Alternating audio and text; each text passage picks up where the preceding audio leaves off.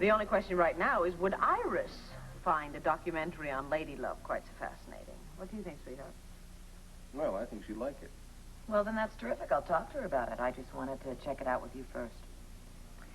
You know something? Iris was complaining to me not too long ago about how she never has the chance to get any time off or go on vacation. Why don't you take over her column for a week or two? After all, what better way to understand what the job entails? No, Viki. I mean, one look at my life, and I really don't think that I'm qualified to advise people on emotional problems. Well, we all give advice from time to time, and we're usually pretty good at it. Yes, just when it comes to our own lives that we tend to lose our intelligence and our objectivity. Mm-hmm. I'm not saying you won't run into problems you don't want to handle. If that happened, you can always get Will Vernon to help you out. Well, I don't know. I'd have to talk to Iris about that. But there is another angle I wanted to discuss with you. Mm-hmm. Now, what I would like to do is interview all the people who have written to her and ask them why they chose to turn to her and what they thought of her response, and did they take her advice or not, stuff like that. In that case, I think you'd have to get Iris to write a letter explaining what you were doing and asking if they'd like to be interviewed. Well, definitely to protect the confidentiality.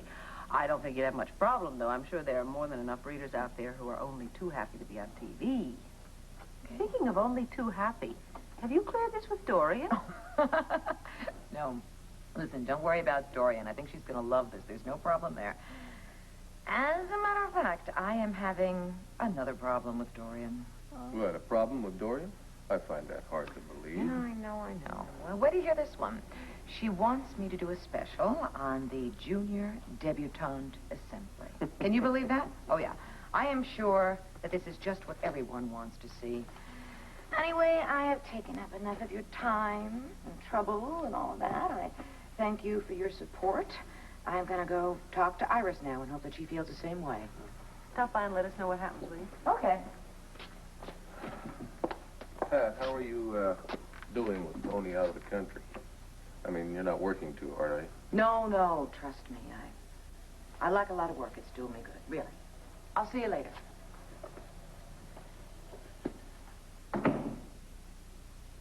You know something, sweetheart? I took over the Lady Love column once, a few years ago, and I found it totally overwhelming and depressing. Pat has no idea what she's letting herself in for. I'll tell you, when Iris came back, I wanted to give her a medal for keeping her own life in the balance so well.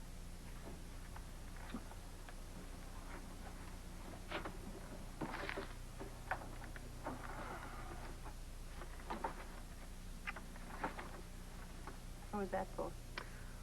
That is because we're so lucky. And we're not separated like Tony and Pat. And all our problems are small ones. Darling! What happened to you, Kim? What happened? He got hit. He was stick and hit Kevin in the face. Oh, dear. I think I know that boy. I've seen him pushing the little kids around at the playground. He's always trying to cause trouble. And his parents don't stop him? Never seen them. He's always with a teenage babysitter, and she can't control him. Well, I think it's about time somebody had a talk with his parents. Absolutely. Not just for the sake of the other children. Sweetheart, I think from now on, if Ronnie's in the playground, you'll just have to play another part of it, okay? See, I know this might hurt you just a little bit, but I have to have a look at the cut, all right? I cleaned it well. It's not too deep. No, it's not bad. It's not bad at all. I think you'll be all right. I'm so sorry that this happened. Next time, I want to win. Yeah, well, I can teach you how to do it, and you get your first lesson tonight. Okay. Kevin, if you're ready to go, it's about time to pick up Joey. Okay, sweetheart. Come here now. Stand up here. Turn around. Give me a kiss. Oh, gosh, you'll be all right. I think tonight he can have some ice cream, okay? Yeah, well, ice cream will take care of just about anything. You know that? Kim, we won't be late tonight. We'll be on time. Thank you so much for taking good care of him. Not good enough, I'm afraid. Otherwise, he wouldn't have gotten hurt. Well, now, Kim, don't blame yourself. Sometimes there's not a person on earth that can keep little kids from getting hurt. Yeah. Bye-bye, Kim. Bye, sweetheart. I'll see you later.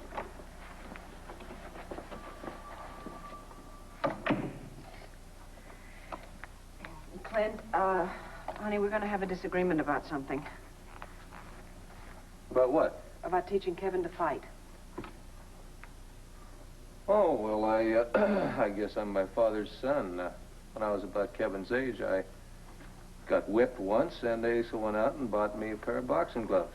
Well, I prefer to think that Kevin doesn't need to learn that at this age. I see. Okay, I'll track the boy down and have a talk with his father. Thank you, darling. That was easy. Do you know, when I think back to the days when we fought all the time, they all seem very unreal. Well, they were unreal. We weren't being ourselves. You're not getting bored, are you? All this getting along. No, I find it amazing and wonderful.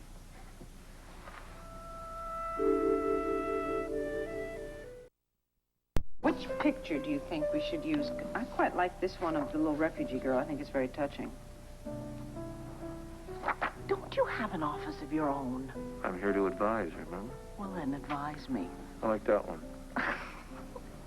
Sweetheart, now how do you ever expect me to get a newspaper out, huh? You'll manage. You always have. Tell me something. Mm-hmm. Don't you have a deadline?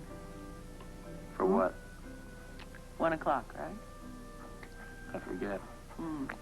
Now, isn't that the time that editors are supposed to be unbelievably busy, huh? Doing all kinds of things that need doing, huh? I know all about that kind of thing, you know. I've seen it in all those old Tracy and Hepburn movies. I don't have those problems. Oh? The Chronicle is a well-oiled machine. Runs without you, does it? I wouldn't say that. Well, Mr. Editor, you can't have it both ways. Well, then I'll take vanilla.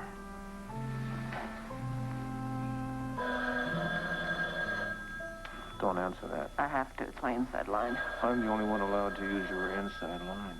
Oh, you can't talk to me like that. I am a married woman. Hello? No, Briggs, not you. I'm a married woman. What? Oh, yes, I have to see that, yes. Yeah, well, we have to be careful not to break police security on that. Send it down there. Thank you. You breaking the Stubbs case? No, we're just doing a roundup on it to keep it alive until there is a break on it. But I have to check everything. We have to make sure not to violate Ed Hall's confidence because he gave us some things off the record, that's all. You know what? What? I think I should interview Tommy Lobo. Oh, sure. You just walk into jail. I'm sure that a hardened criminal like him would be happy to talk to you. No, I'll appeal to his ego.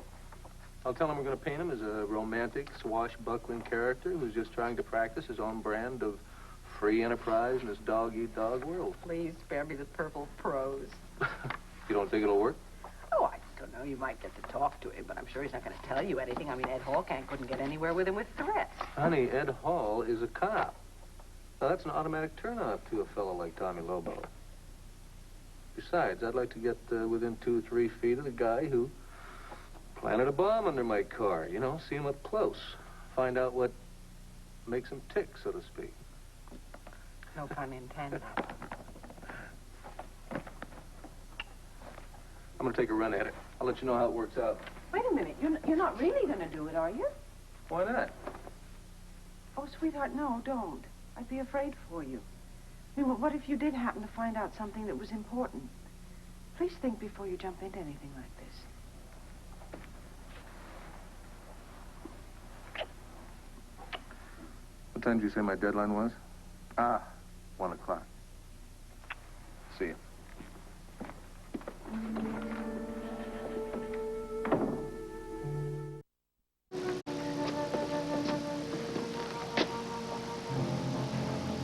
Thanks, Barney.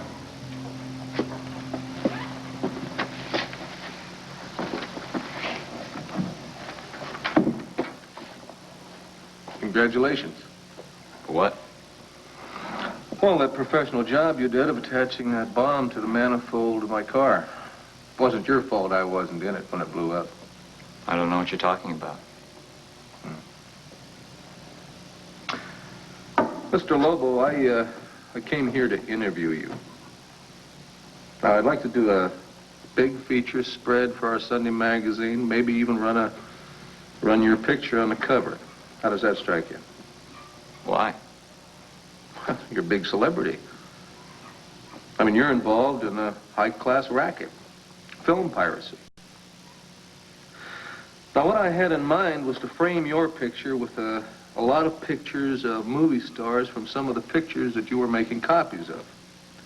Then down in one corner, I'd leave a blank space. And under that, I'd run the caption, something like, "This space reserved for the man known only as Tango." How do you know that Tango is a man? It's a good point. I'm glad you brought that up. You see, I don't. However, I don't think that makes a lot of difference, does it, whether Tango's a man or a woman? And you're still taking the rap. And from where I sit, that doesn't seem real smart. Nobody's nailed me with anything yet. Well, let's try assault.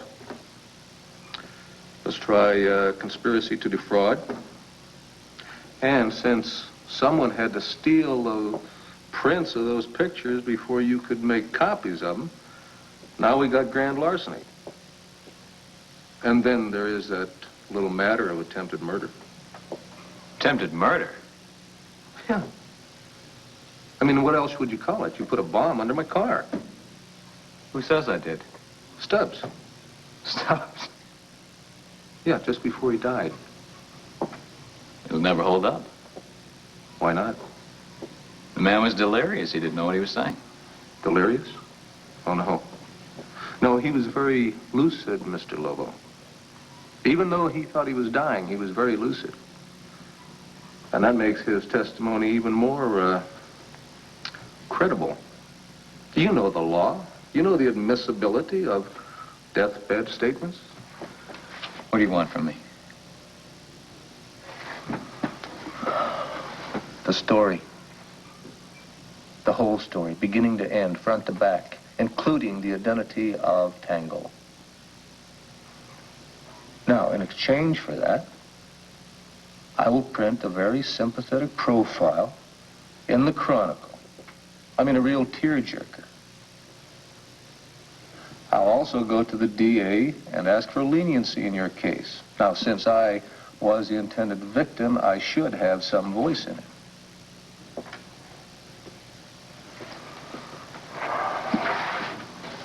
So what do you think? I mean, this may be your only choice, your last chance.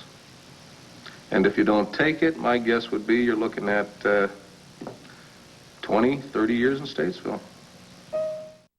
And remember our pact? What pact? The one that says we shouldn't mix business and pleasure? Oh, yeah, I remember. Well, then? Well, sweetheart, that agreement dealt exclusively with our behavior at home. It didn't mention anything about our fooling around in the office. I should think that would go without saying. You know, it's been happening since time immemorial. Now, I'll just bet you 100 that the day after the office was invented, there were a couple people fooling around in it. Besides, since we're married, I don't think you can classify it as fooling around. I'm not entirely sure. This feels an awful lot like fooling around. Yeah, well, let's pretend like we're not married. No. Let's go to lunch. All right. On the way over, I'll tell you about my interview with Tommy Lobo. You didn't. Yep. Did you get anything out of him? Well, he promised to think over a proposition I made him. What kind of a proposition would you make him? I'll tell you over lunch.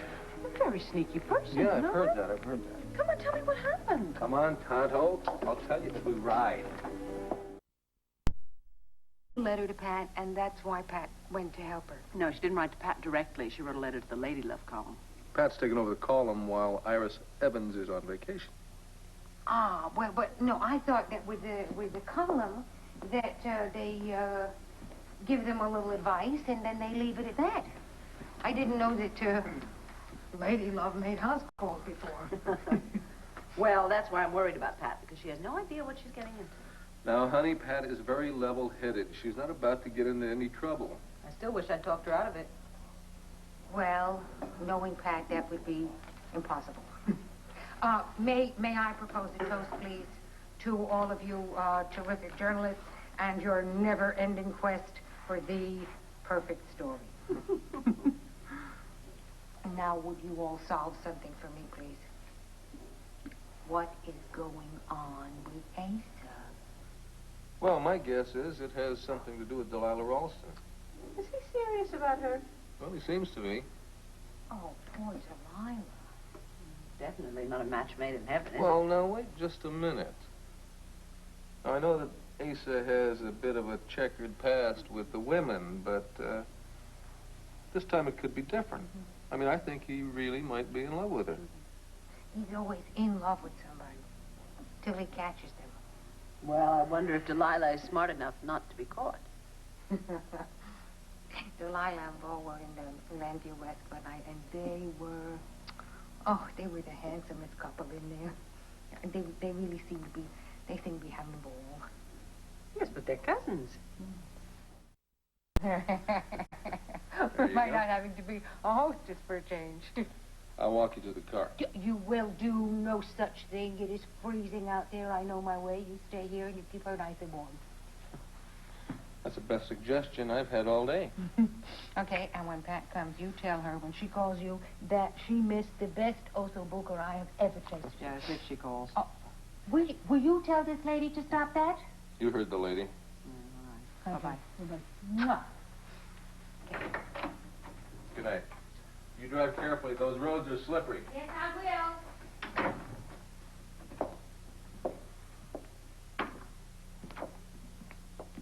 Sweetheart, do you think we should call Pat? Honey, she said she'd call us. It's only 10 o'clock. I know. I just wish I knew where she was. It's not like her to forget to call. She'll probably call us at midnight and tell us she had a wonderful time. Come on, get a little closer. I can't get any closer. No. Then kiss her.